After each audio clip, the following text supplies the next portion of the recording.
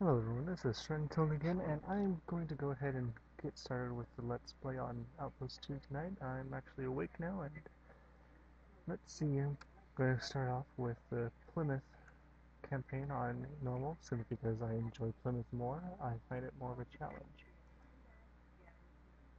So each mission, you get this little menu that comes up first, and it lets you go over what it is you're supposed to be doing, gives you a little bit of backstory on that, and you can go through the specific mission objectives. And you can actually go through a slow story, one chapter at a time as you go through the missions. So let's go and get started here. First thing I want to do is control pause. And, oh shoot, I forgot that you can't do it that way. Oh well. I'm going to be changing my preferences a little bit. Sound effects. There we go, just lower them down. Okay, first thing I'm going to do is find all the ones that have stuff in them and move them on to the beacon. Oops.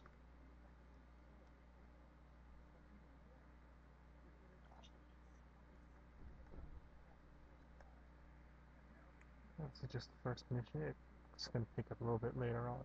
This is just very basic to help you get control of the movement. Okay, so this needs to go here. Gonna need food, gonna need metals.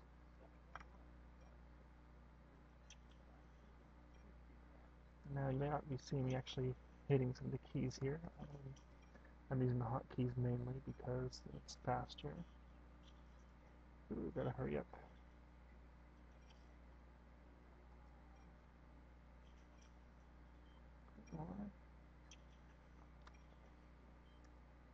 You to move there. So the problem with the campaign obviously is that it starts out pretty slowly like this, and if you're already used to this type of gameplay, then it's a little bit boring to try to go through this, but it's just a little learning curve to help you get used to everything. Start very slow with this mission, and then it will be picking up with the next couple missions.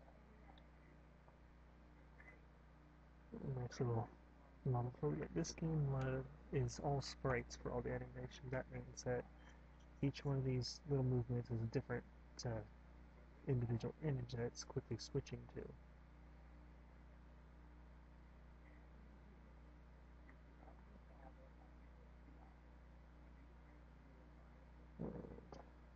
Long way for that to go.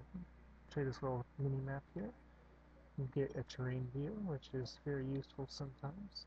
Go back to the eye view, you can zoom in, zoom out. Move that thing on around with the right click.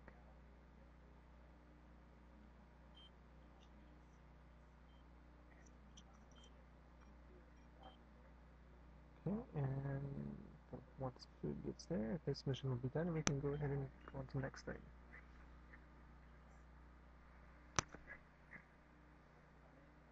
Let's go ahead and save this.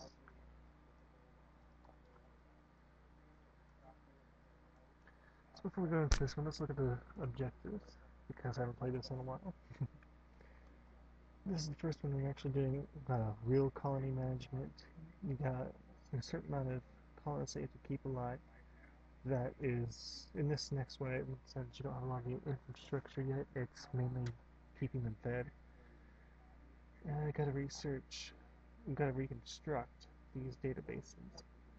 Have to make sure that we keep these vehicles around. This is a pretty easy one because we don't have the means to allow colonists to reproduce yet. These two right here are the ones that usually cause problems, which is why I'm only playing on normal and not hard. I don't know if I've beaten the game on hard or not, but I probably have. And I'm going to build these kits real quick. Oops, let's go ahead and get into this one. As you can see, we start out without smelter built. We'll go ahead and build that real quick. And we also don't have the mine built. Gotta quickly survey that. Now on this map, there's going to be a lot That's the word I'm looking for. There's going to be a lot of seismic events, so gotta try to keep all the vehicles centered around here as much as possible. Ooh, that's nice for it to be a 3-bar this time. So yeah, that warning tells me that an earthquake's happening right by these volcanoes, which ooh, will eventually go off, so you want to be as quick as possible. Now it's tempting to leave the metal stored up in the trucks, but it'll actually be a lot faster to go ahead and use those metals. Doesn't matter what order you reconstruct the databases in, you'll get them done when you get them done. Let's see, what can I do while I'm doing this? I'm going to need to build an agronome, and because one is not enough. So set right up there. Now when you tell the cargo trucks to set a route, first you tell them where the mine is, so they can get the first load, then where the smelter is, so they know where they need to go from the mine to the smelter, and then where the mine is again, so they know where to go from the smelter to the mine. Oh, it's not coded the best, but oh well. Another thing you do is you can set waypoints by holding control. These will tell the vehicles that they need to hit these points along their travel route, which is great before you have a structure called a robot command center, which greatly helps in their movement. Load, unload. So what I'm doing right now is I'm building an agrodome so that I can increase food production, while at the same time trying to keep on top of these other things I have to do. Now, if you're not used to a faster paced real-time strategy, then you're going to want to turn your game speed all the way down, because it's pretty easy to get overwhelmed with what you need to do. I'm going to build right there to assist. I'll put you right there.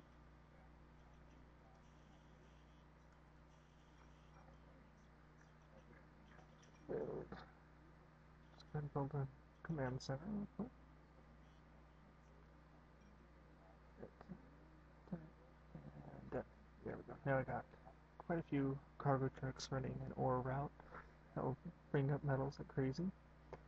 Now I'm going to explain a little bit about the bars you see here. 1 bar is the lowest yield. You're not going to get a lot out of it, but it's still something that you want to go for.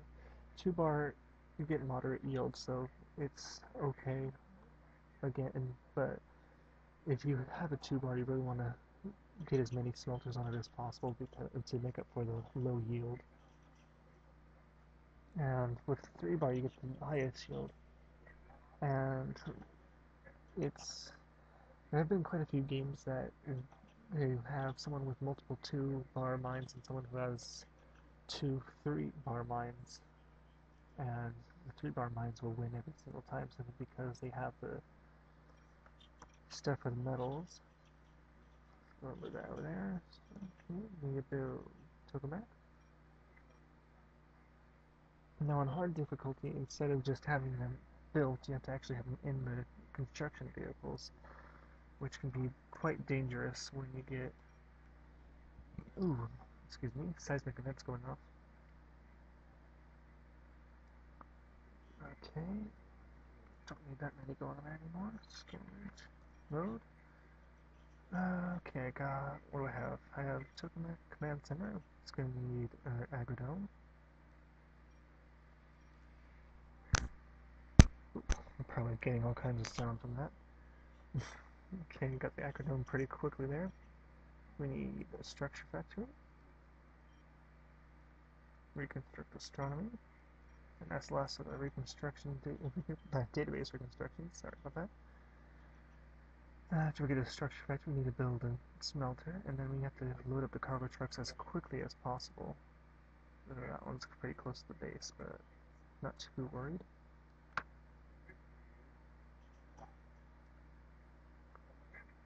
Obviously, the more trucks you have running the route, the more ores you can get in at the same time. Well, not at the same time, you can get going per unit of time that you're using for measurement, but the problem is with the smelter, you only have these 6 positions that they can enter from. So if you have 7 cargo trucks running and the smelter reaches its capacity. The second that you build something, you get the cargo truck unloaded, but you can't get it to get out of there until you manually move things around, which can be a bit of a pain. Okay, got the common ore smelter building up. That's going to be the last one of our kits.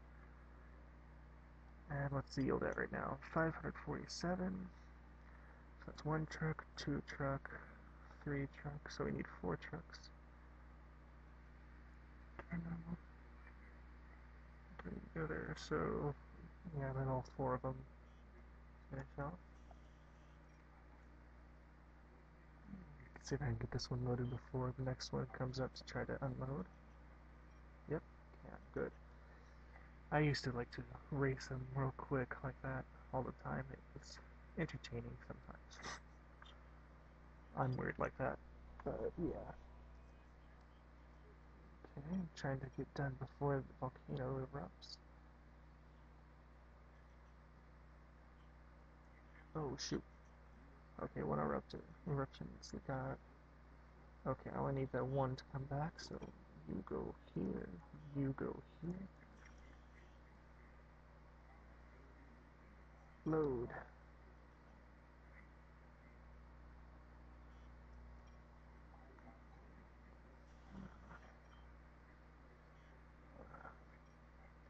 Learning the hotkeys is a huge advantage in this game. Otherwise, you're going to be spending time moving the mouse around trying to get over to the menu, get back to the map, over the menu, over, going back and forth like that. It's very slow. And the first time I played this mission, I did not actually think things out quite right, and I ended up getting buried in lava.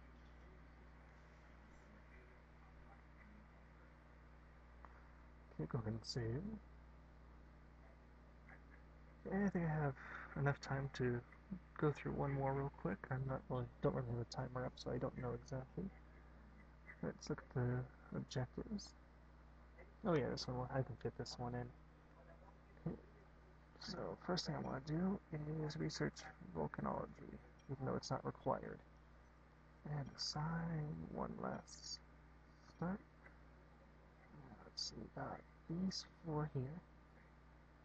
And because I don't want to put all 7 I have on an ore route, I just want to put the 6.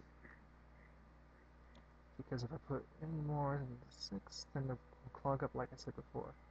Now, the mine has 7 locations around it that it can go through. So it's useful to have multiple smelters on a single mine. You can really speed things up. So let's look at the objectives. Now you have a smelter and a tokamak built. So go ahead and build the smelter. Look at what we have in storage. Okay, we don't have a lot built in storage. Sometimes you'll have kits already built in storage like this, and sometimes there'll be a residence in there as well, which isn't all that useful sometimes.